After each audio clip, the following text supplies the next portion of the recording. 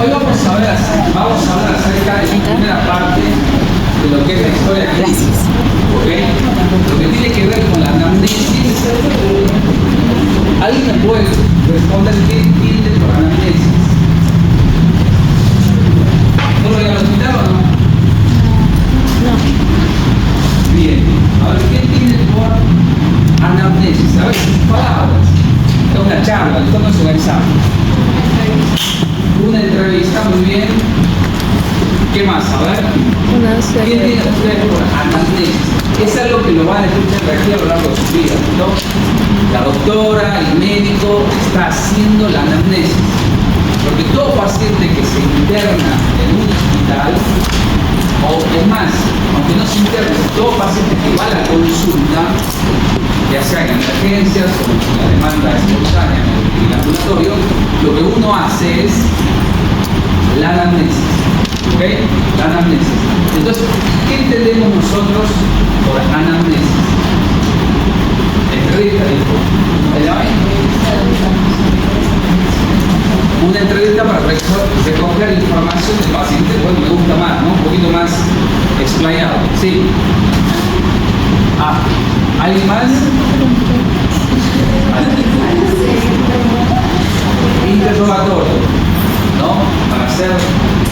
Para saber de los pacientes.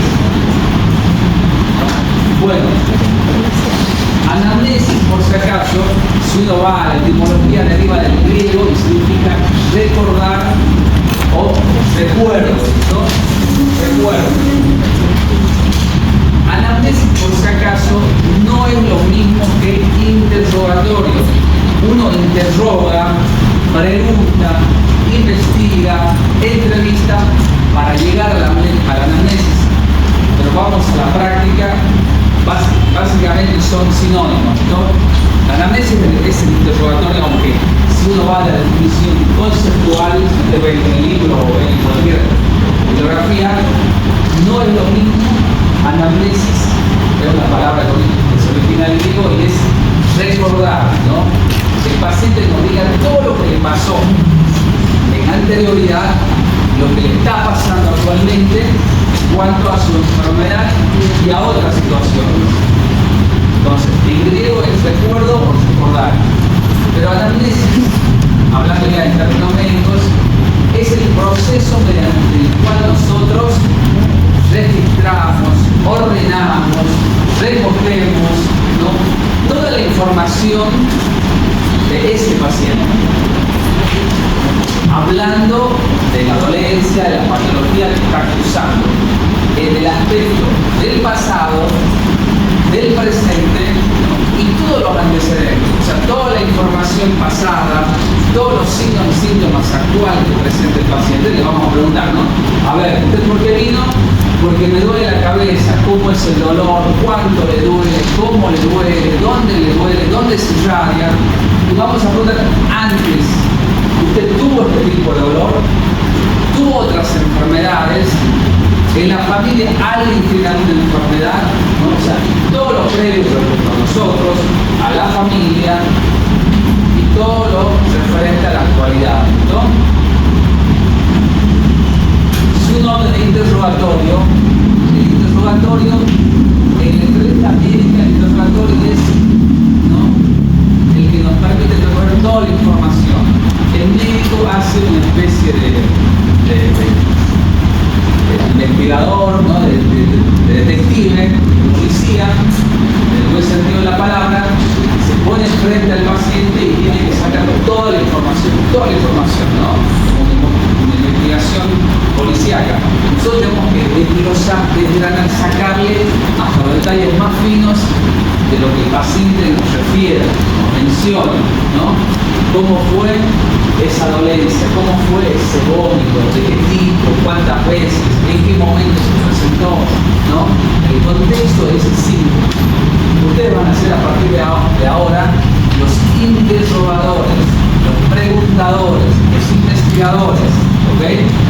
Cuando vayan al hospital, se presentarán ante el paciente, ¿no?, ante esa persona que está vulnerable, que está con una dolencia. Muchas gracias, ¿no? Falta otra vez, nada más. de Claudio, ¿no? Entonces, ustedes van a hacer lo que se van a poner frente al paciente. Primero se van a presentar, buenas tardes, ¿no? Soy Ana Pérez y vamos a comenzar. ¿Por qué vino a la consulta? ¿No? ¿Cuándo tiene esta dolencia? ¿Cómo es esta dolencia? Y van a desglosar todo conforme vamos a ir ahora hablando acerca de cómo se debe realizar la anamnesis y ese interrogatorio, ¿no? El objetivo del interrogatorio es confeccionar una correcta historia clínica. Entonces, el interrogatorio tiene que reunir todos los datos que nosotros tenemos que recabar de ese paciente respecto a la enfermedad actual, respecto a los antecedentes patológicos o mórbidos, antecedentes familiares, antecedentes farmacológicos, biográficos, ¿no? De dónde es el paciente, dónde vive, de dónde procede, ¿no? Qué tipo de religión, antes se decía raza, hoy se dice etnia, ¿no? Todo respecto a eso tenemos que ir investigando, ¿ok? No solamente el paciente, es importante saber el contexto donde se mueve el paciente, el contexto social, ¿no? Hay enfermedades que suelen ser o afectar a un grupo de pacientes, ¿no? Averiguar en la familia, en los amigos, etc. Entonces, ¿cuáles son los objetivos del interrogatorio? Todo lo que nosotros hacemos cuando elaboramos historia clínica, el objetivo es llegar a un diagnóstico clínico, un diagnóstico presuntivo, un diagnóstico psicológico si es que el paciente lo tiene, no hay ahí una enfermedad psicológica en el medio. Y sobre todo a tener una buena relación médico-paciente. De esta buena relación médico-paciente, que es el tema de la siguiente clase, va a depender que nosotros podamos obtener buena información. ¿Listo? Creo que le dije en la anterior clase que el paciente va en un tono vulnerable a la consulta médica. Va a la defensiva, ¿no? Inclusive tiende un poquito a subestimar los síntomas, a minimizarlos.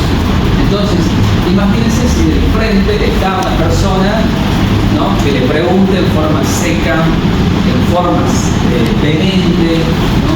Con una mala onda, de forma muchas veces posesiva, una forma que el paciente se siente muy invadido en su intimidad, porque a veces las preguntas no son, dependiendo de la dolencia, no son del todo cómodas, ¿no? Hay que respetar también el pudor del paciente. Entonces el médico tiene que, no digo hacerse amigo, pero ganarse esa confianza del paciente, tratar de, o algunas palabras en términos, romper ese hielo, comenzar a preguntar. El paciente se sienta como en su medio, como si estaría en la mesa de su hogar, hablando con un ser querido y comienza a contarle todo lo que le pasa, ¿no? Como cuando uno va al psicólogo y hace terapia, comienza a expresar todo lo que va sintiendo, lo que está pasando en esa cabeza. ¿Listo? Entonces, ¿cuáles son las recomendaciones para obtener la anamnesis? Esto es muy importante que presten atención, ¿no? Todas son importantes. Lo que está en rojo quizás es lo más sobresaliente, pero todos los aspectos, todos los enunciados son cruciales para llevar a cabo una buena anamnesis, ¿no? Hay que saber escuchar al paciente. ¿Listo? Muchas veces nos la pasamos preguntando y cuando el paciente quiere explayarse relatando la enfermedad por la cual él va, nosotros cortamos, ¿no? Cortamos y no permitimos que él haga un buen relato de lo que le está pasando. Y ahí quebramos esa relación médico-paciente, porque el paciente ya se molesta, no le gusta que a cada rato nosotros estemos cortando esa información que él nos está dando. Habíamos dicho que es importante redireccionar cuando el paciente comienza con eufemismos, comienza con datos superfluos, ¿no? Con cuestiones irrelevantes. Nosotros tenemos que redireccionar. Una cosa es redireccionar la información, otra cosa es cortar cada vez que se está explayando. Entonces hay que saber escuchar al enfermo darse el tiempo necesario para a veces escuchar información que no tiene tanto que ver con el enfermedad actual. No hay que dejar dudas de que uno está entendiendo de que nos interesamos por lo que le está pasando al paciente. ¿Listo? Hay que mostrar el interés de verdad. ¿Listo? No estar mirando a otro lado que el paciente nos está relatando, ¿no? Mirar a los ojos, mostrar esa cara de interés, ¿no? Cuando alguien te está contando el chisme y uno está ahí, ¿no? Atento, hay que estar así, agazapado, atento, de manera que el paciente siente que realmente uno está interesado por la información obtenida. Tener siempre una actitud optimista, ¿no? Señor doctor, dándole fuerte a la espalda, ¿no? Fuerte, está jodido usted, ¿no? Eso puede ser cáncer, ¿no? Todavía lo liquidamos al paciente, no nos va a querer decir nada más. No, pero la verdad que no es tan fuerte el dolor. Yo creo que no debe ser algo grave. El paciente siempre va a que uno le diga que está bien, ¿no? Eso quiere escuchar el paciente. Entonces uno tiene que saber escuchar, ser optimista, pero ser sincero. Al final uno termina siendo honesto. ¿Listo? Entonces hay que mostrar al principio optimismo para que el paciente logre decir toda la información.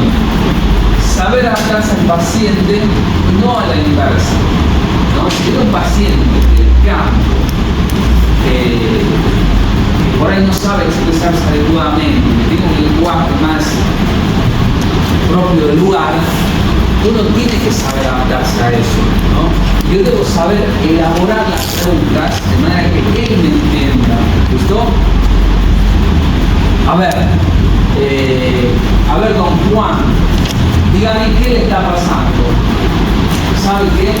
Parece que me agarró la tierra, ¿no? Me agarró la tierra y siento dolor fuerte aquí en la cabeza, ¿no?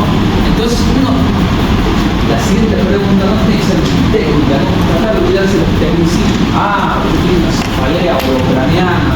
Dígame, ¿dónde se irradia ese dolor? ¿No? ¿Dónde se va el dolorcito? ¿Dónde le camina? Uno tiene que tratar de adaptarse al lenguaje del paciente, que él nos entienda, ¿no? Entonces, hay que tratar de que él, o de que nosotros, nos adaptemos a él y no él a nosotros, ¿no? Ganarse la confianza es muy importante, ¿no?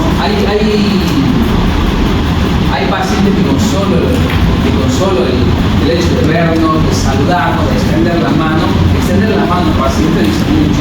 Cuando uno saluda a un paciente y le da la mano, ¿cómo estamos jovencitos, no? Y el paciente se siente confianza, ¿no?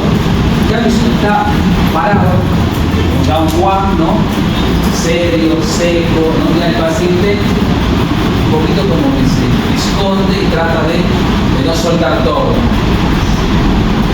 Obtener toda la información necesaria, absolutamente todo. Uno cuando obtiene todo, después tiene que ser conciso, hacer resúmenes, hacer análisis, hay que tener capacidad de síntesis en la redacción, porque todo esto que nosotros vamos a preguntar, que el paciente nos va a decir, se va a resumir en la historia clínica, ¿no? Entonces tenemos que saber redactar la historia clínica. Vamos a saber, no digo que escondamos información, uno tiene que tener la capacidad de priorizar, de sintetizar esa información relevante para plasmarlo en la historia clínica. No vamos a poner todo lo que nos diga el paciente. Si es importante, sí. O sea, si no hay ningún interés por esa información, no hace falta plasmarla en la historia clínica. Afabilidad y trato diferente, hay que ser amable, cortés con el paciente, ¿no? El hecho del saludo, de dar la mano, cómo uno habla, ¿listo? Ofrecerle que se siente en la silla, que en la consulta, etc. Preocuparse de que esté confortable, ¿no? El ambiente tiene que ser cómodo, demostrar interés en él en cualquiera de sus problemas, no demostrar jamás aburrimiento o falta de interés, ¿no? Uno tiene que estar interesado, tiene que estar ahí, demostrar al paciente que uno está ambicioso por la información que le da y seguir preguntando, no comenzar a bostezar, a mirar para el otro lado, ¿no? O agarrar el celular que te estoy preguntando, o hacer otras cosas. Uno puede ir apuntando, no se aconseja ir apuntando mientras él nos relata, pero es imposible no hacerlo cuando uno está aprendiendo. Habitualmente cuando ustedes están comenzando la reacción de la historia clínica, conforme el paciente va tratando, van apuntando, ¿no? Cefalea, ¿no? 10 en 10, retorno occipital, se irradia el hombro, aparece en las mañanas, sobre todo cuando no desayuna. Entonces, todo eso ustedes lo van apuntando. No se aconseja porque el paciente se siente incómodo mientras él va tratando que ustedes estén escribiendo. Hoy en día ya no se acostumbra mucho a escribir con lapicera, porque todo es digital, no estamos con la computadora tecleando ahí, se ve mucho más como que alejado de esa realidad del paciente, ¿no? Entonces, se prefiere escuchar inicialmente y después escribir, ¿ok? Entonces, en otros países o en otras ciudades ya la lectura clínica es todo digital, o sea, uno lleva lápiz, ¿no? Directamente la información que obtiene va, se sienta en el escritorio y todo lo transcribe a la computadora. Pero en el hospital todavía manejamos las historias clínicas, que van a conocer si ya lo vieron, son las historias clínicas metálicas, ¿no? Eso es de la antigüedad, son las historias clínicas que uno puede escribir y se hacía para. Hoy en día, como hay mucha información, básicamente se recomienda las carpetas, ¿no? Esas metálicas no pueden poner estudios, se lleva mucho papel, se van perdiendo, se van saliendo, pero es muy práctico porque la tapadura te permite escribir y luego hoy vas escuchando más. Repito nuevamente, ustedes inicialmente se van a acostumbrar a escribir mientras él le va contando. Después con la experiencia, ustedes van a escuchar, algún dato puntual anotarán y después se acercarán y escribirán toda la historia clínica. ¿Ok? Cualquier pregunta me importa que me dicen, ¿listo? Bueno, otros datos a tomar en cuenta en la anamnesis. ¿Ok? Hay que recurrir a la historia clínica, ¿no? Como había dicho anteriormente, tiene algo de reportaje policial, que es preguntas, escuchar la respuesta, más preguntas, más respuestas y sacar toda la información del paciente. Hay que tratar de estimularlo todo el tiempo al paciente. A ver, ¿qué más me puede contar de ese dolor del abdomen? ¿No? ¿Cómo le duele? ¿Hace cuánto le duele? Seguir indagando sobre eso, estimulando que en todo momento que pueda sacar toda la información de ese signo, síntoma antes de pasar al siguiente. ¿No? Pasa que además el dolor yo tenía náuseas y vómitos, además me dolía la espalda. Entonces, no, a ver, volvamos atrás. ¿Cómo era el dolor? ¿Qué tan fuerte era el dolor? Y después pasemos al siguiente signo o síntoma. ¿Ok? Entonces, también es importante, si uno tiene que saber escuchar al paciente, ¿no? Y no cortar, no demostrar aburrimiento, también es importante saber redirigir o redireccionar al paciente. Si el paciente comienza con un relato divagante, ¿no? Superfluo, que no es importante, yo pregunto otra vez, ¿sabe qué, doctor? Me dolía la espalda, yo trabajo carguero en el supermercado y hace 2 meses que me comenzó a doler aquí la espalda, ¿no? En la parte más alta. Pero les comento, todas las mañanas llega el camión, se parte allá, después allá, va al mercado campesino, luego al central, yo me levanto a las 5 de la mañana, ¿no? Entonces comienza un plástico por ahí, se nos está yendo, a ver, volvamos a ver un mancito, lo que usted trabaja, qué tipo de carga realiza, cuántos kilos levanta, cómo es la bolsa, qué tipo de producto levanta usted, ¿no? De manera que me oriente para ver si está relacionado ese esfuerzo que él hace con el dolor a nivel dorsal, ¿no? Pero hay que saber conducir, dirigir, porque si no a veces son datos relevantes terminan llevándolo al mismo paciente a contar cosas que no son importantes para la enfermedad actual. ¿Ok? Primero tiene que ser preguntas abiertas. ¿Por qué vino don Juan a la emergencia? ¿Qué lo trajo? ¿No? ¿Qué es lo que tiene? ¿Le duele el pecho? ¿No? Esa es una pregunta general. Digamos, preguntas dirigidas. ¿Cómo es el dolor? ¿En qué momento le duele el pecho? ¿Cómo le duele el pecho? ¿Cuánto le duele el pecho? Entonces, hay que ir de lo general a lo específico, a preguntas más finitas o dirigidas. Lo de arriba es muy importante, ¿no? Nunca hay que sugerir la respuesta. Cuando yo hice un entrenamiento con algunos estudiantes que invitaba a la ciudad para hacer la tesis, yo los escuchaba, ¿no? ¿Por qué vino Juan? Porque me dolía el pie, ¿no? Ah, y fuerte le dolía el pie, ¿no? Sí, decía Juan, ¿no? Pero uno tiene que sugerir la respuesta, ¿no? Porque a veces los pacientes tienen a decir sí a todo lo que nosotros preguntamos por una cuestión de autoestima de paciente inferior al médico, ¿no? Es más, muchos que tienen miedo al médico, ¿no? No voy a ir con el doctor, ¿no? Porque me va a afectar, ¿no? Pasaba nomás. Sí, a ver, me dice, hijo, mira, necesito las pastillas porque es de osteoporosis, ¿no? Pero no sé cómo tomar, no las tocaba, pero ¿por qué no? Porque estaba apurado, me daba, no sé qué preguntar, esas cosas que son comunes. ¿Cómo no vas a preguntar cómo tomarlas, en qué momento tomarlas, qué otros alimentos no deben interferir en la absorción? Porque esa era la duda, ¿no? Entonces, el paciente tiene temor al médico. Porque yo no puedo inducir a mi respuesta, ¿no? ¿Le duele fuerte, no el pie? O desde ayer que le dolía, ¿no? La panza, no. Uno tiene que preguntar, ¿qué le pasa a usted? Me duele la panza, ¿no? ¿Y desde cuándo le duele? No decirle, ¿desde ayer le duele la panza? Sí, capaz que le dice, ¿no? Entonces, tratar de que él sea el que nos dé la información y no nosotros darle una eventual respuesta. ¿Ok? Lenguaje claro, directo, evitando el eufemismo, aunque evitar un eufemismo a veces es complicado, ¿no? O sea, es ser un poquito suave ante una información quizás más fuerte, ¿no? Uno trata de ser más suave, más sutil, ¿no? Contacto en cuanto a una dolencia que es grave, pero a veces hay que ser, o uno tiene que tratar de ser honesto con el paciente. Usar lenguaje elemental es lo ideal, pero, repito nuevamente, si hace falta recurrir a un lenguaje folclórico donde el paciente no entienda, a veces hay que acudir a eso, ¿no? O hablar otros idiomas, ¿no? En nuestro medio, sobre todo, se da que hay pacientes que hablan otras lenguas, ¿no?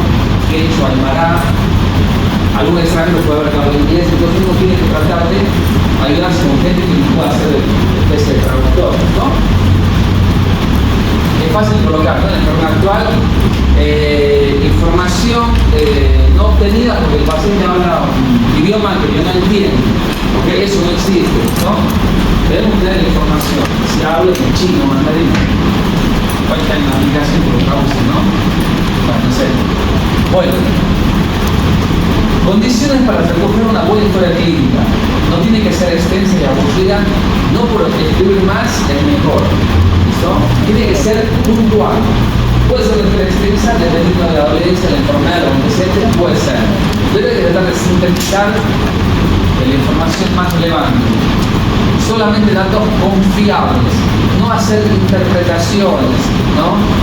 Sacar conclusiones, utilizar lo más objetivo de lo que el paciente nos diga, no de lo que yo voy a interpretar el diagnóstico, el laboratorio, no puedo interpretar la enfermedad actual del paciente, eso es netamente lo que nos dice el paciente. Si nos mienta es en base a lo que él nos diga, no omitir ninguna información útil, ¿no?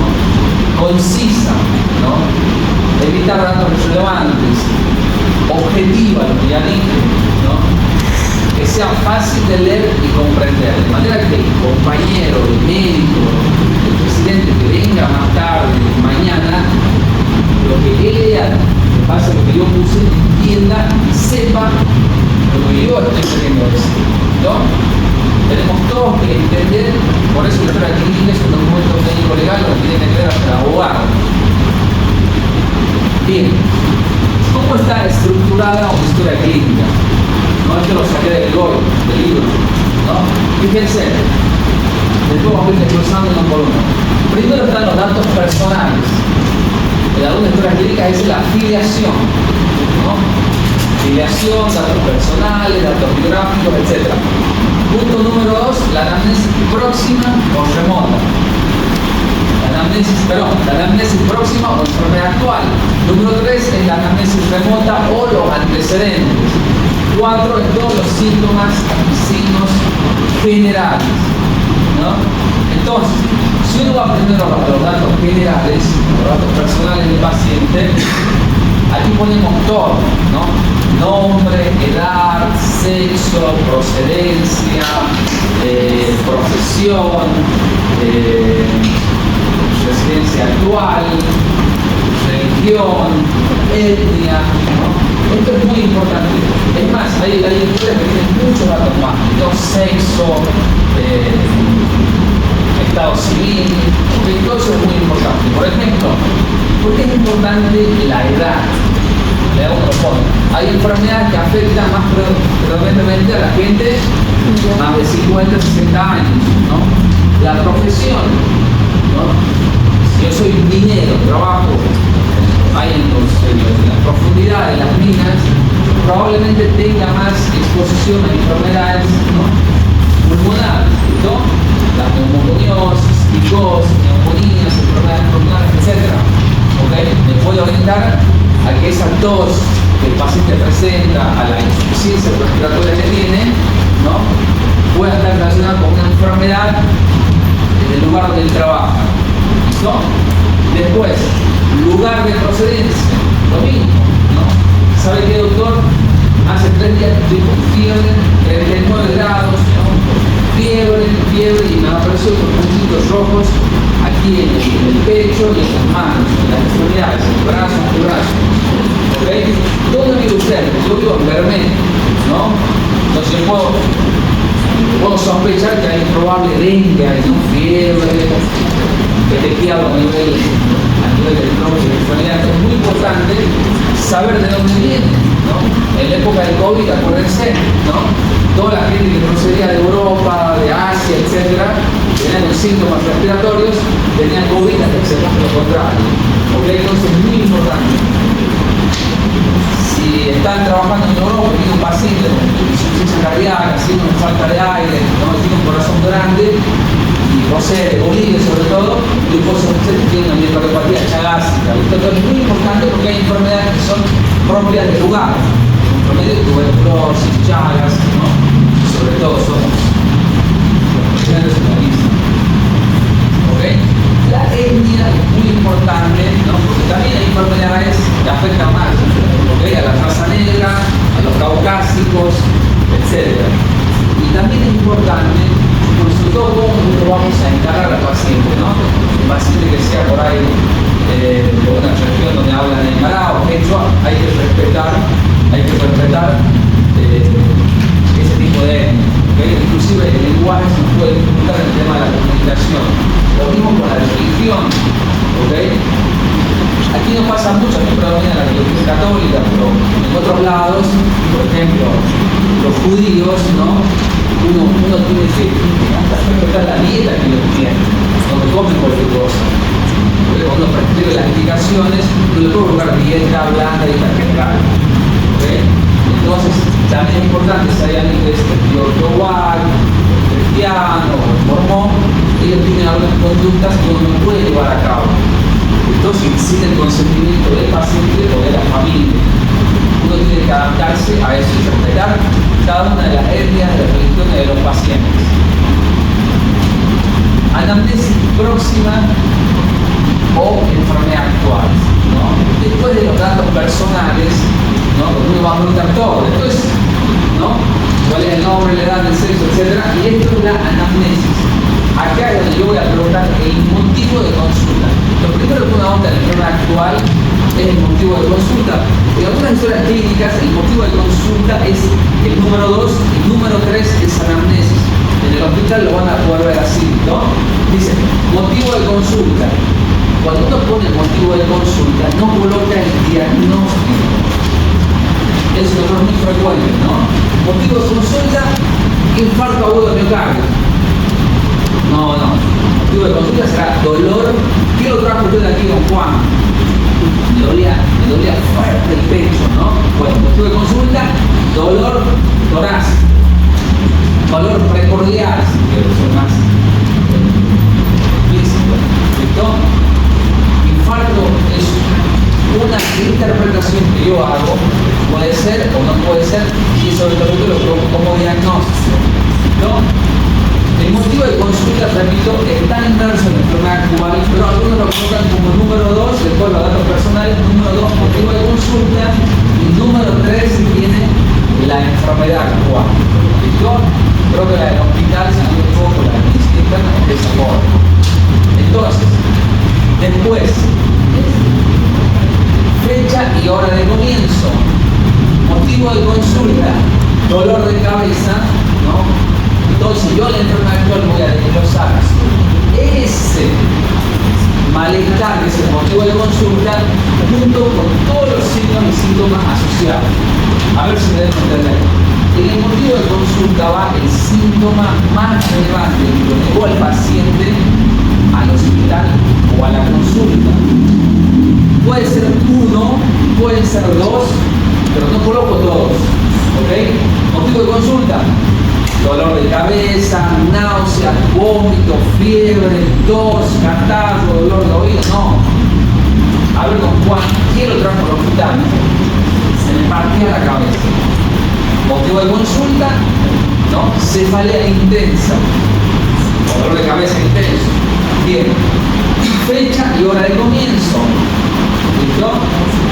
¿Cuándo comenzó ese dolor? ¿Cuándo? Hace 24 horas, hace 72 horas, hace 30 minutos. ¿Cuándo?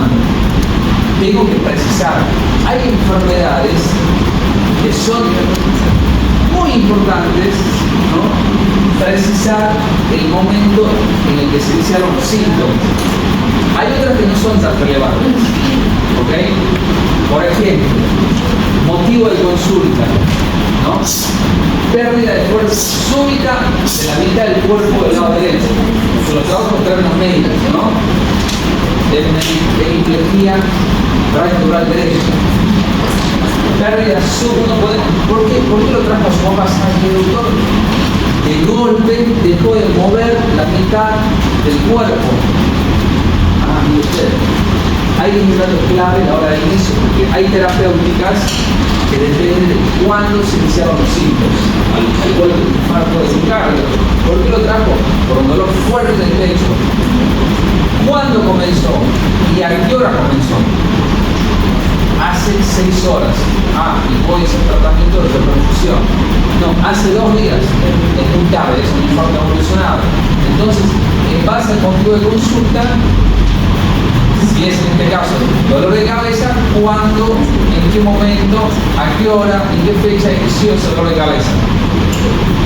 Forma de comienzo, aquí vamos al cómo. ¿Cómo se desencadenó ese dolor de cabeza? Forma de comienzo. Fue agudo, ¿no? O sea, fue de forma súbita. Yo estaba pasando clases y de golpe me veía un flechazo en la cabeza que me quería partir. Nunca antes de tener este dolor, ¿ok? O puede ser paulatino. ¿Sabe qué, doctor? Yo vengo hace como 3 meses y me dolor en la cabeza, no muy fuerte, tomaba analgésico, me calmaba, pero a la semana me siguió doliendo y hoy era ya de no aguantarse más. Entonces, ¿cómo es el comienzo de ese dolor? Súbito, brusco, paulatino o progresivo. ¿Listo? Causa desencadenante. ¿El por qué? ¿No? Ese dolor de cabeza aparece cuando yo, por ejemplo, no desayuno. Yo tengo clases toda la mañana a las 7 de la mañana en la universidad. Si tomo desayuno, estoy perfecto. Pero si no desayuno, me viene dolor de cabeza. Entonces, uno ahí implica cuál podría ser un factor relacionado con la expresión del dolor. ¿Okay? ¿Qué otros síntomas asociados? Ah, vino por dolor de cabeza. El motivo de consulta es dolor intenso de cabeza. Cefalea intensa. ¿Qué otros síntomas? Ah, ahí el tipo se va a explayar el paciente, ¿no? Sí, además tengo fiebre. Comienzo a explicar cómo es la fiebre, o a anotar, perdón, cómo es la fiebre, ¿no? ¿Cuántos grados? Si se tomó la fiebre o es una sensación de fiebre. ¿Listo? Está mal poner que el paciente tuvo fiebre si realmente no se controló la temperatura. ¿Usted viene por fiebre? Sí. Yo me tocaba y estaba caliente, ardiendo la temperatura. ¿Ok? Y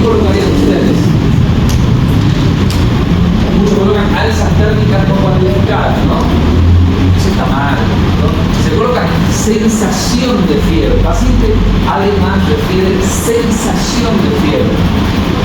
Y se le dio un termómetro, se tomó la temperatura, me dirá, ¿y cuánto tenía de fiebre?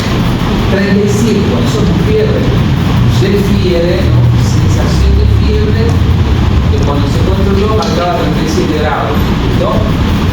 Ahora, si objetivamente se tomó, marcaba arriba de 37,8, 37,8, 38, etc., uno tiene que preguntar cuántas veces le dio fiebre, en qué momento le dio fiebre, cómo aplacaba la fiebre, etc. Náuseas, vómitos, cualquier otro malestar hay que saber anotar. Tratamientos recibidos, por lo cual el paciente no se automedica con aspirina, antiinflamatorios, paracetamol. Para ese hay que anotar el nombre del medicamento, si se conoce la dosis mucho mejor, cuántas veces se administró, etc. Repercusiones sobre la actividad cotidiana, cefalea que le impedían ir al trabajo, cefalea o dolor de cabeza intensa que le impedían ir a la universidad a pasar clases, o motivo por el cual tuvo que abandonar su actividad cotidiana, que era, ¿no?, vendedor ambulante. Entonces, hay que también registrar, porque eso además magnifica el síntoma, ¿no? No sabe que me duele fuerte en la cabeza, me dicen bien, pero yo seguía trabajando. Hay como que no hay algo coherente. Si vos tenés una cefalea intensa que son 10, no puedes seguir trabajando. Es una cefalea que te impide seguir la actividad habitual. Se afecta en el apetito, el ánimo, ¿no?, en el sueño, en todas las rutinas que uno tiene a diario. ¿Y qué idea tiene el paciente sobre la enfermedad, ¿no? A veces me dicen, ¿sabes? Yo tengo un dolor de cabeza fuerte, ¿no? Yo creo que tengo un tumor, por favor, ayúdenme, ¿no? El paciente puede ser, ¿no?, muy exagerado para el lado malo, o por ahí, no, yo creo que el doctor es una migraña que está apareciendo, no debe ser nada malo, ¿no? Entonces, bueno, también saber, a veces el paciente mismo que lo vas a saber que lo dice, ¿ok? Entonces, es importante aquí diferenciar que no es lo mismo recolectar la información que redactar, ¿ok? O sea, recolectar es todo lo que yo voy a recibir en base a las palabras del paciente, a su lenguaje. Él me lo va a decir en forma totalmente desordenada, con su lenguaje propio, ¿no? Quizás totalmente, muchas veces inentendible, como lenguaje folclórico, ¿no? Ahora, yo tengo que saber después de recolectar, redactar, plasmarlo en la historia clínica. Entonces, vamos a poner ejemplos. ¿Cómo sería una recolección? Viene don Juan y me dice, doctor, desde anoche me duele la panza, ¿no? Me dice la panza, aduciendo que la panza es todo el abdomen, otra panza es solamente el estómago. Me duele la panza, como retorcijón, ¿no? Ese dolor jamás lo tuve, es muy fuerte, me quería hacer desmayar. Empezó en la boca del estómago y después me caminaba hacia la espalda. Además vomité hartas veces, todo el chanchito que comí ese día de sabor amargo y color verde. Me compré de la farmacia un calmante que me alivió un rato, pero después volvió más fuerte todavía sin dejarme dormir. Ya no aguanto más el dolor, por eso vine al hospital. Yo creo que es un mal aire. ¿Listo? Entonces, aquí está todo lo que hablamos anteriormente, ¿ok? En sus palabras, ¿no? Fíjense hasta la idea de lo que él tiene sobre la enfermedad, que es como un curso de aire, malaria, esto es muy del campo, ¿listo? Donde la gente le echa la culpa a otras situaciones. Habla de que vomitó, cómo fue el vómito, ¿no?, la intensidad, pero uno obviamente las preguntas va a ir afinando esos detalles. Ahora, ¿cómo uno redactaría una enfermedad actual? ¿Cómo usted lo plasmaría en la historia clínica? El paciente presenta cuadro clínico de 8 horas de evolución que inicia con dolor abdominal intenso tipo cólico, ese retoxicón es un dolor tipo cólico, o espasmódico, lo mismo que dice, ¿no? De intensidad 10 en 10, dolor fuerte, jamás lo tuve, no me quería hacer desmayar. uno tiene que aplicar la escala visual analógica del dolor que se eleva de 1 al 10, o la otra escala que es leve, moderado e intenso, ¿no?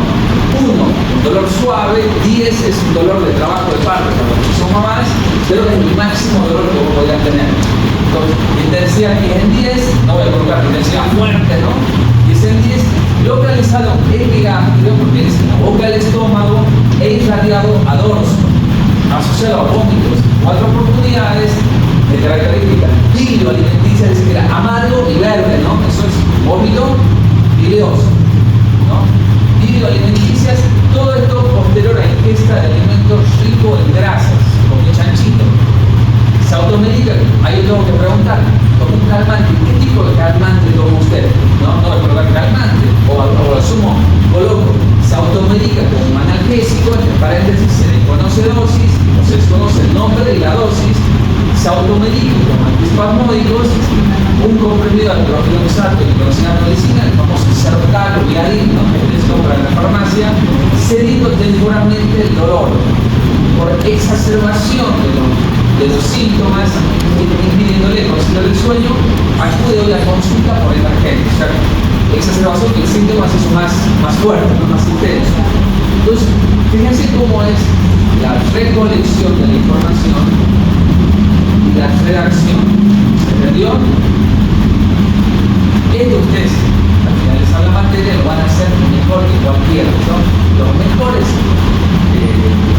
redactores de lectura clínica son los estudiantes de medicina. ¿Por qué? Porque son los que mejor preguntan. Al inicio no van a tener muchas dudas, pero al finalizar la materia, ¿no? Vean mi lectura clínica de un médico ya egresado, de un médico que trabaja muchos años en el hospital, 2 palabras. No digo que esté mal, porque ya el médico tiene su experiencia y se vale, es relevante, pero a veces omite información que es importante, ¿no? Entonces, el estudiante de medicina, o el que hace el internado, que todavía es estudiante de medicina, comienza, ¿no? Y uno lee lectura y dice, qué buena reacción. Paciente acude por dolor cervical, de inicia el 2 de febrero, ¿no? Comienza a desglosar el síntoma, pero lo desglosa de forma exquisita. ¿Ok? Otro ejemplo de cómo redactar, ¿no? Esto no es recolección, esto es redacción. Fíjense, algunos colocan cuadro clínico de 8 horas de evolución. No está mal, está bien. Pero si yo quisiera precisar con detalle la hora de inicio del síntoma, en algunas patologías conviene colocar así, la hora. Paciente de 60 años tendría que presentar ahora 19:30, digamos yo estoy haciendo el micrófono, estoy entregando al paciente a las 11 de la noche. ¿Listo? 11 de la noche uno coloca, ¿no ven? La hora, la fecha que el paciente ingresa al hospital. Entonces, requiere presentar a las 19:30 aproximadamente dolor de inicio súbito localizado en el tórax anterior, tórax. Chicos, si no entienden algún término, me levantan la mano y con toda confianza me preguntan, ¿no? Prefiero que me pregunten a extrema, por la duda. Tórax anterior, región centro-esternal, es en el centro del esternón, de carácter opresivo, ¿no? Dolor que la aprieta. Intensidad 8 en 10. Irradiado al hombro izquierdo y a la mandíbula. La mandíbula es el maxilar inferior. Asociado a la dificultad respiratoria, todo esto mientras subía las escaleras del segundo piso del vidrio. Todo estaba sobre las gradas. Motivo por el cual ha asistido con su hijo que suministra una aspirina, se desconoce dosis y decide traerlo por sus medios al hospital. En el camino evoluciona con deterioro del estado de la conciencia, con somnolencia extrema, sin presentar respuesta ocular ni verbal, o sea, no podía ni hablar ni abrir los ojos. Ingresa a emergencias a horas 20, donde se decide su internación. Fíjense que a las 19:30 comienzan los síntomas y media hora más tarde se presentan en emergencias. Esto también es importante, ¿no? Porque si sospechamos que este paciente está causando un infarto agudo de miocardio, es crucial saber el tiempo de evolución. ¿Ok? Entonces, a mí me gusta más esta forma, porque sobre todo cuando el paciente pasa de un servicio a otro, uno coloca paciente refiere al cuadro clínico de 76 horas de evolución. La evolución desde que vino de la casa hasta la emergencia o desde que vino de la casa hasta mi entrevista. Ya me supongo paciente que refiere comenzar con dolor de cabeza el día, hoy es 19, ¿no? El día 17, vaya 17 de febrero, a horas 12 del mediodía, mientras estaba, no sé, festejando en la plaza principal, ¿no? Dolor de cabeza intenso, entonces ya sé que a esa hora comenzó el síntoma. Así llegó a la emergencia después, a otro servicio después, y después llegó a mí. ¿Listo? Pero son diversas maneras, ¿ok? Uno después va moldando y cada uno tiene su impronta de cómo redactar la historia clínica. Algunos lo hacen excelente, ¿no? Y otros también lo hacen bien, pero de otra forma, ¿no? Lo importante es que se entiendan ustedes en primer lugar y que la otra persona que lo vaya también lo entienda, ¿no? Porque yo hago la historia clínica no solamente para enfrentar lo que el paciente me dice, ¿no? Sino también para que toda esa información pase a diversos colegas que me van a asistir en la atención del paciente. Ahora vimos los datos personales, estamos hablando de las partes de la historia clínica, datos personales y anamnesis, ¿no? O anamnesis, la anamnesis próximo, ahora la anamnesis remota o antecedentes. Aquí vamos a colocar todas las enfermedades anteriores del paciente, estos son los antecedentes patológicos, ¿ok? ¿Estás chateando o tomando apuntes? Bueno, entonces, a ver, dígame, usted tuvo una enfermedad en la infancia, en la niñez, en la adolescencia, en su juventud, ¿no? Etcétera. No, yo soy sanito, ¿no? ¿Estamos seguros? Sí, no es hipertenso. Sí, un poquito alta la presión, por los aparatos, pero es hipertenso. Uno tiene que ir tratando de dar algunas pautas al paciente. Habitualmente uno va ordenando por sistemas. De la cabeza a los pies. En la cabecita nunca tuvo alguna dolencia, alguna enfermedad, nada, ¿no? Problemas al corazón, en los pulmones, en el hígado, en los riñones. Uno va tratando de guiar al paciente, porque a veces se olvidan, ¿no? Alguna cirugía previa, alguna enfermedad que haya tenido, por la cual haya tenido intervención, ¿no? Etcétera. Entonces, llegamos todos los antecedentes respecto a enfermedades, ¿no? Se anotan en orden cronológico. 2010, ¿no? Neumonía aguda de la comunidad, cursó internación por 10 días, ¿no? 2015, diagnosticado de diabetes tipo 1. 2020, internación por neumonía por SARS-CoV-2 en terapia intensiva. 2022, diagnosticado con síndrome depresivo. Entonces se van dando orden cronológico conforme van apareciendo. 2025, operado de apendicectomía, ¿no? Si tuvo algún accidente o no, si requiere una hospitalización o intervención quirúrgica, ¿no? Antecedentes también de enfermedades de transmisión sexual o químico-obstétricas, ¿no? En el varón, tuvo gonorrea, sífilis, chancro, etc. Serología positiva para HIV. Esto a veces es difícil de preguntar al paciente, ¿no? En nuestro medio todavía somos bastante conservadores, el paciente se puede ofender, pero uno debe preguntar, ¿no? A veces esto se cambia, lo que se hace en otras historias clínicas es buscar conductas sexuales de riesgo, ¿no? Usted se cuida, tiene protección, tiene varias parejas, ¿no? Entonces, tuvo alguna vez alguna enfermedad genital o de transmisión sexual, es importante anotarlo. Alguna vez hicieron una prueba para la HIV. En la mujer igual hay que expresar datos: menarca, donde es la primera menstruación; pubarca, la aparición del vello púbico; telarca, el voto mamario.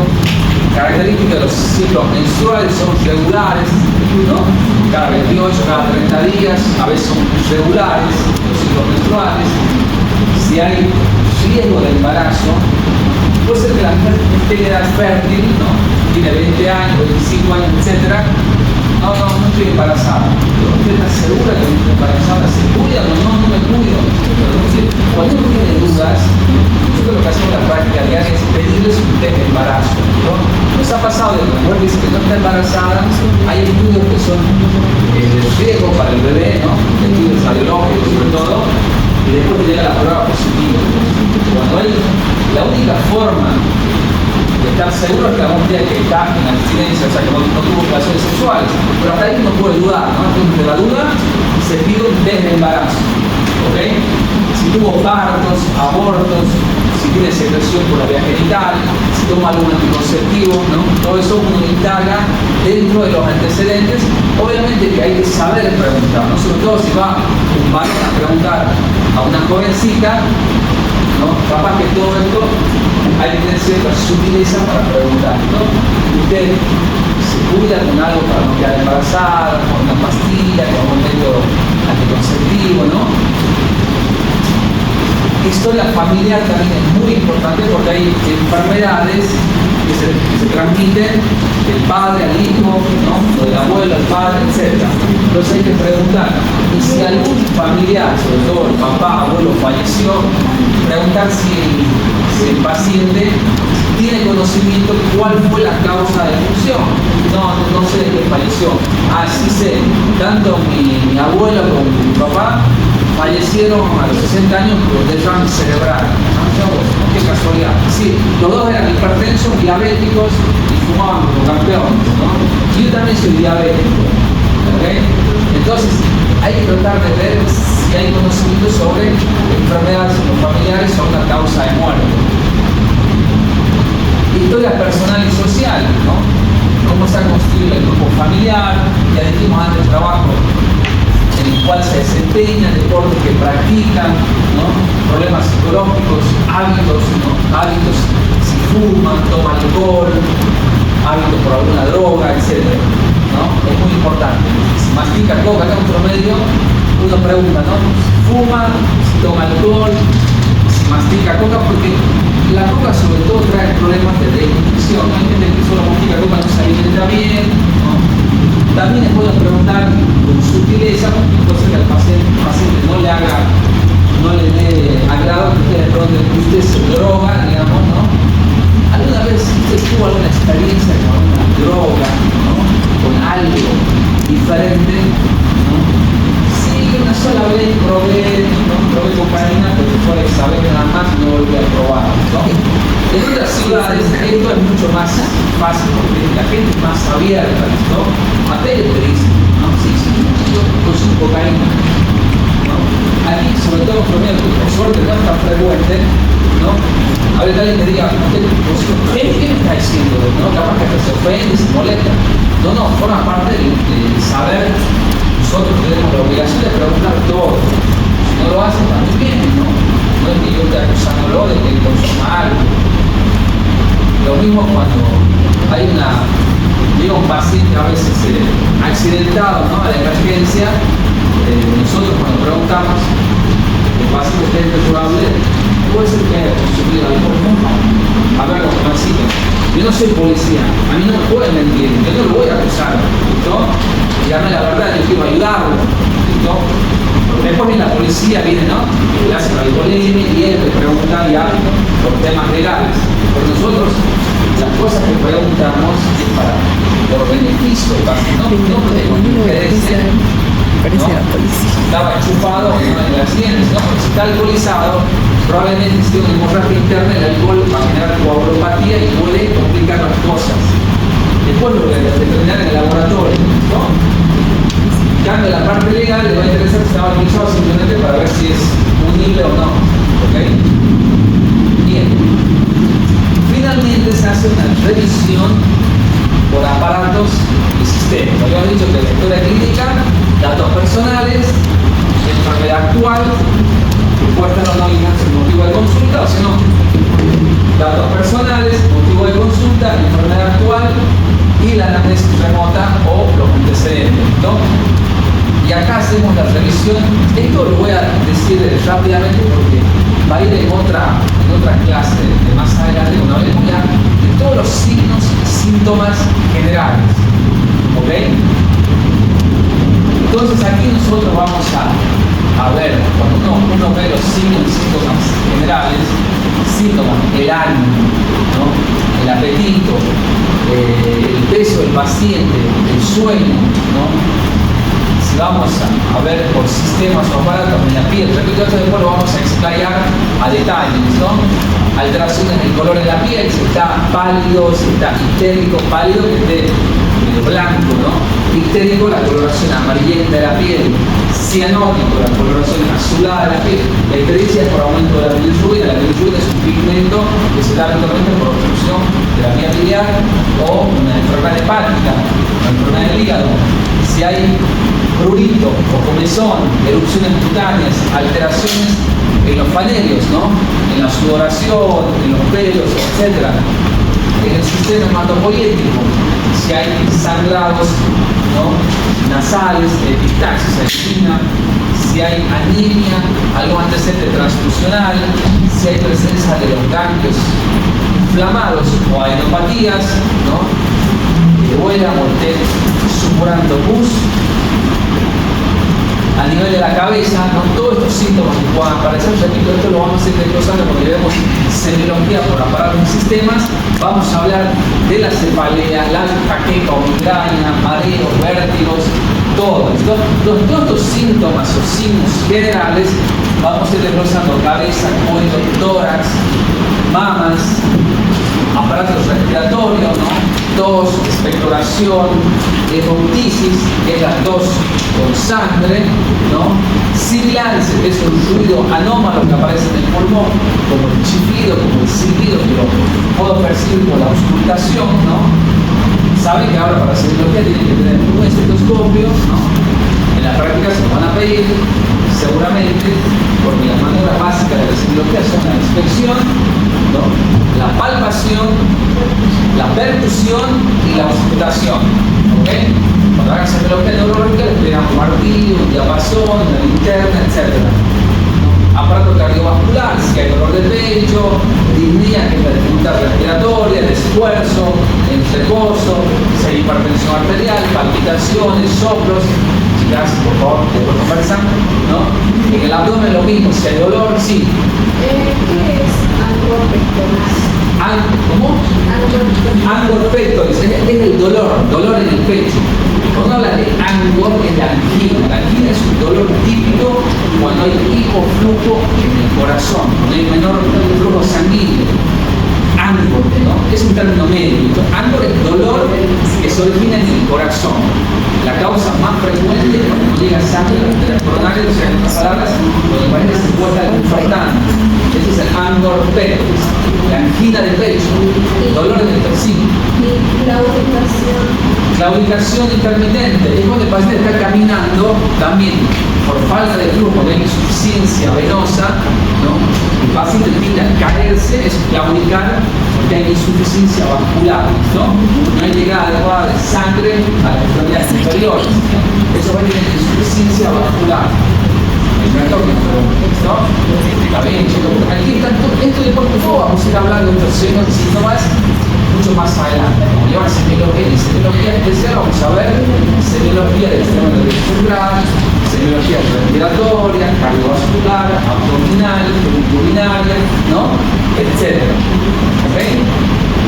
Aparato gastrointestinal también, náusea, vómito, dolor abdominal, disfagia, que es la dificultad para tragar, pirosis, que es esa sensación de ardor que viene del estómago y uno lo siente en la boca, en la cavidad oral, regurgitación, ¿no? Que es como un vómito que quiere pero que no sale, entonces regurgitar, a veces el alimento llega hasta la boca, hasta el orofaringe. Cialorrea, que es la salivación excesiva, constipación o estreñimiento, ¿no? Diarrea, melena, que es la catarsis o la defecación de sangre, ¿no? Que sale, cuando sale por el recto, sale negra como la alquitrán, porque se adquiere con la bilirrubina de sangre. Cuando sale roja se llama rectorragia o hematoquesia, es un sangrado digestivo mucho más bajo. ¿No? Hemorroides, ictericia, que es la coloración amarillenta de la piel, producto de la bilirrubina, ¿no? La patología poliuria, ¿no? ¿Qué es la poliuria? ¿Cómo? Poliuria, eso, es decir, aumento de la frecuencia miccional, ¿no? Poliuria es orinar en exceso, en abundancia. Entonces, nicturia, veces en la noche, polaquiuria. En realidad, poliuria es orinar en exceso. Polaquiuria es el aumento de la frecuencia miccional, ¿no? Es decir, 20 veces al baño, hacer pis en el día.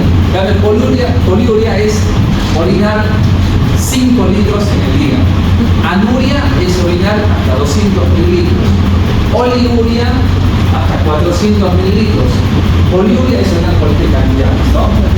La urgencia miccional es la gana de querer ir a hacer pis. Voy y no hago o hago muy poquito, ¿no?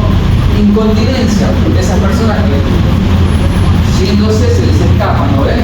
No pueden contener por el esfínter. Sucede mucho en las mujeres ya que han tenido hijos, sobre todo el parto puede alterar el esfínter vesical, tienen incontinencia urinaria. Y todos estos síntomas, hematuria, sangrado en la orina, cálculos, edema, que es hinchazón que sucede a nivel de los miembros inferiores.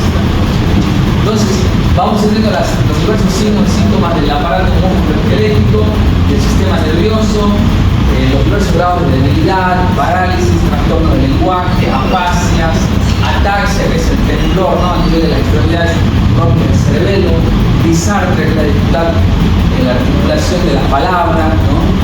Atrofia muscular, cuando el músculo se va haciendo más, se va encogiendo por una enfermedad del sistema neuromuscular, del sistema endocrino, también de la cuestión psicológica, entonces hay ansiedad, depresión, irritabilidad, mal humor, amnesia, etc.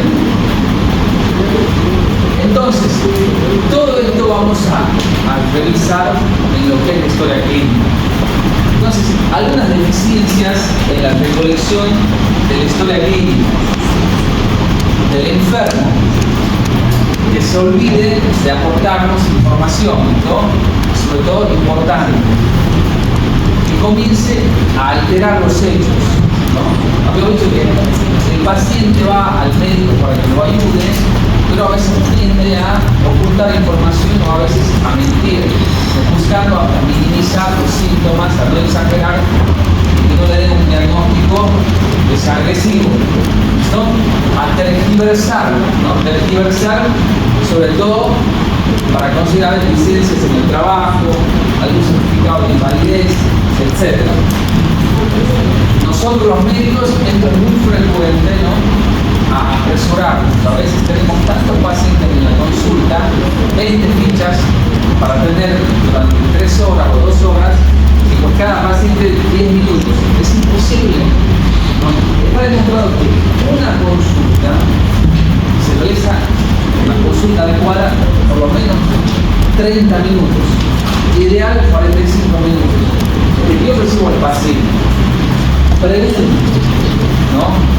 El interrogatorio me puede llevar 15 minutos, lo examino, saco mis conclusiones, doy un tratamiento, en 10 minutos, ¿qué hago? ¿Qué le pasa? Le doy la panza. Ah, ¿de cuándo? De ayer. ¿Cómo le doy? Le digo, tómese aquí un calmante, chao. ¿No? No le pedí ningún estudio, no indagué sobre los síntomas, no le hizo un buen examen. Algunos ni se levantan a revisarle el abdomen. Entonces, ¿qué le doy? No, le doy aquí la panza. ¿Desde cuándo le duele? ¿No? Y eso, bueno, no se realiza y no, eso dice mucho médico. El médico que no toma un paciente está olvidándose de lo más importante que es el examen físico. O sea, la historia clínica, más allá del análisis, no hablo de examen físico, pero es otro capítulo de la historia clínica, ¿no? Que vamos a hablar de más adelante.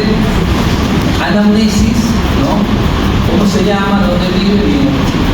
Cuando hago la consulta y la primera vez, hago una historia clínica escueta, ¿no? Una historia clínica de la internación. Y en la internación, la historia clínica, como está aprendiendo, me puede tomar 3 horas. Me gusta comenzar. ¿Ok? Locuacidad. ¿No? A veces nosotros nos la pasamos hablando y nos olvidamos de lo más importante que hable el paciente, ¿no? Entonces es importante uno redirigir, hablar, preguntar, pero más importante que más hable sea el paciente. Desinterés y falta de conocimiento. Si no tengo conocimientos sobre las enfermedades, ¿no? Sobre cuestiones anatómicas, fisiológicas, semiológicas, enfermedades del corazón, del pulmón, ¿no? ¿Cómo puedo diagnosticar una neumonía si no sé los principios básicos del pulmón? ¿Listo? Entonces es muy importante para saber preguntar, para saber dónde yo quiero llegar y tener conocimientos teóricos, ¿no? Y eso lo van a adquirir en la facultad. ¿Ok?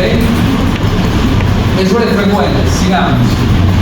Descuido al precisar todo lo que mencionamos anteriormente, ¿no? El cómo, cuándo y por qué. El comienzo, la fecha, la hora. A veces está bien redactado, pero no dice desde cuándo tiene el dolor, desde cuándo tiene la fiebre, de qué momento apareció, ¿no? Hacer un análisis erróneo o incompleto. Que hay una falta de dinámica en el trato de la enfermedad. Esto es muy frecuente y la verdad que no digo que esté mal, pero ya se pone feo la reacción de la enfermedad.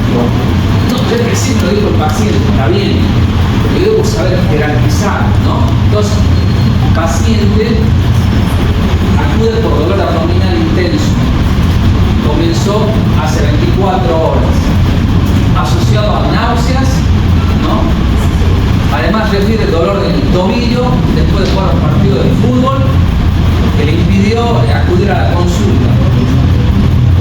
Ayer presentó episodios de diarrea, fiebre, se va a dolor de tobillo. Primero terminamos todo lo que es el dolor abdominal, los síntomas asociados a ese dolor, y después, abajito, si yo creo que es relevante, además refiere dolor en el tobillo derecho producto de un incidente en un partido de fútbol. ¿Listo?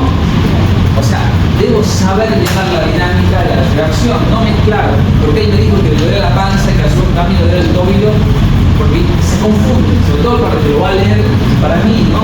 Es un actual que cuando uno le dice el feo, uno tiene que saber, siempre digo eso a los futuros médicos y a los médicos también que están novitos, que el actual es como un cuentito, yo debo leerlo, que sea fácil de que yo pueda entender, de que todos podamos entender. El cuentito uno va redactando, tuvo fiebre de tantos grados, ¿no?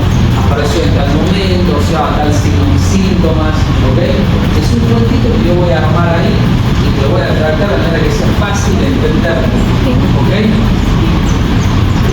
Imprecisión, los tratamientos recibidos, dosis, duración, resultados, ¿no? Hay que saber, si yo desconozco no puedo deducir, ¿no? Paciente que se automedica con un analgésico, cosa que ha tomado diclofenac, pues diclofenac, no. Se desconoce el nombre del fármaco y dosis. Y si lo sé, cuándo tomó, ¿no? Puedo precisar todo eso, durante cuánto tiempo tomó, ¿no? ¿Qué resultados tuvo? Tomó 75 miligramos de glucosa, terrible, ¿no? Un lupus eritematoso, no sé, una leucemia amiloide aguda. Este fue un crack, una eminencia, ¿no? O sea, era el semiólogo por excelencia cuando todavía no había tanto para acá, tanta tecnología, ¿no? Entonces hay que revisar, no olvidarse de revisar al paciente, ¿no? Hoy en día yo sé que estamos mucho más modernos, hay ecografías que tenemos la mano del paciente, ¿no? Se puede usar, sí, pero hay que hacer el examen físico. Y no olvidarse de anotar ningún síntoma o signo, ¿no? Que sea relevante, ¿no? Esto que debemos hacer, colocar diagnósticos, tanto en el motivo de consulta o en la enfermedad actual, usar términos vagos. El paciente acude por malestar general, es algo que también veo muy frecuente. ¿Qué es malestar general? ¿No? Yo después de un martes de albahaca capaz que estoy con malestar general tremendo, ¿no? Pero bueno, hay que precisar. Está astenia, legaña, fatiga, dolencia, no sé. Desorden en la cronología, ¿no? Checo en la enfermedad actual, ¿no? Resulta que el paciente que refiere acudir con dolor abdominal intenso que inicia hace 2 horas, ¿no? Pero refiere además vómitos que iniciaron hace una semana, cefalea hace 3 días, ¿no? Es todo un desorden, ¿no? Hay que ir cronológicamente. Mezclar examen físico con estudios, ¿no? Por lo cual algo del hospital, donde se lo examina, se detecta que tiene una masa en el abdomen, se hace una tomografía.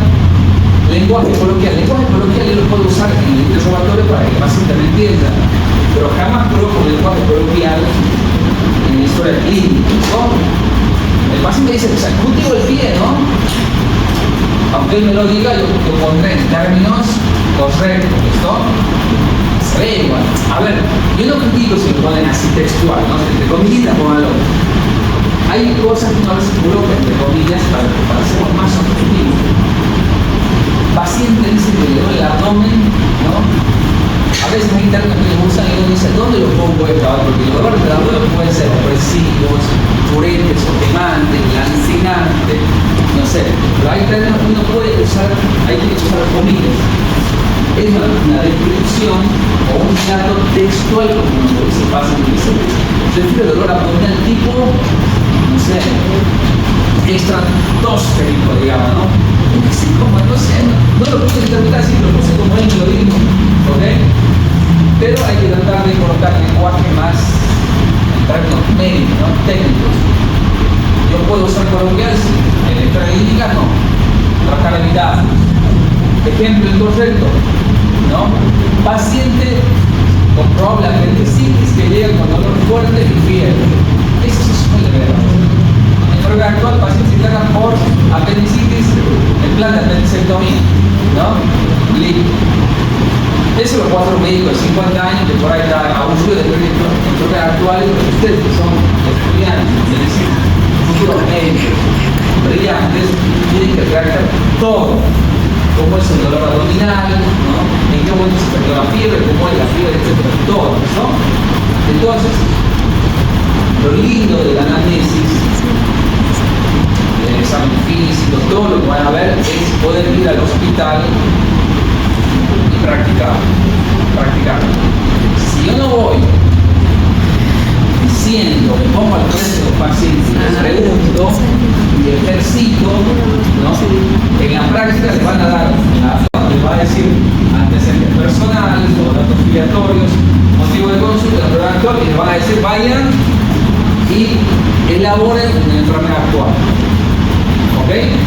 Como ustedes dirán, preguntarán todo al paciente, estoy seguro que al principio se van a olvidar, van a obviar algunas preguntas importantes, pero a medida que pasen y que hagan su tercera, su cuarta, su 20ª, y lleguen a la lectura número 30, la van a ir perfeccionando, ¿no?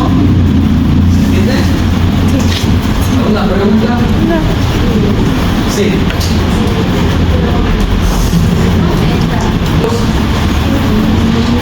¿Pueden encender la luz?